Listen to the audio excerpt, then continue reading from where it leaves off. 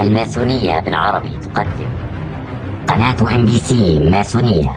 قبل مشاهدة هذا الفيديو أنصحك بشرب لتر من البنزين لتستطيع هضم الموضوع. MBC هي اختصار لميدل ايست برودكاست سنتر، أي مركز تلفزيون الشرق الأوسط.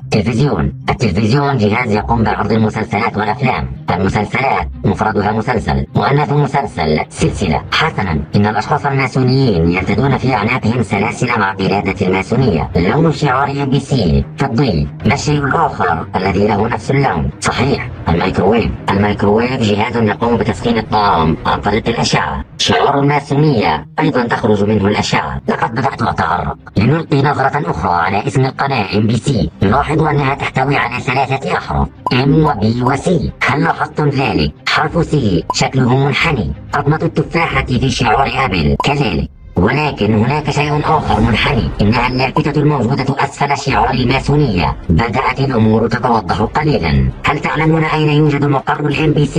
إنه في الإمارات، وتحديدا دبي. ماذا يوجد في دبي؟ برج خليفة شكله مثلث. شعار الماسونية أيضا مثلث. يبلغ ارتفاع برج خليفة 828 مترا. عام 2014 في معرض دبي العالمي للقوارب تم بيع يختين بمبلغ 276 مليون درهم. 828 تقسيم 276 يساوي 3. أضلاع الماسونية أيضا 3. غريب أليس كذلك؟ أنشئت MBC عام 1991 وعدد موظفيها أكثر من 1200 موظف. إذا 1991 ناقص 1200 يساوي 791.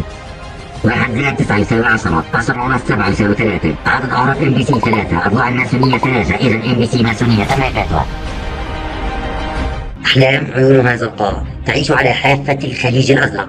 هل يبدو هذا غريبا بعض الشيء؟ أنا أظن ذلك.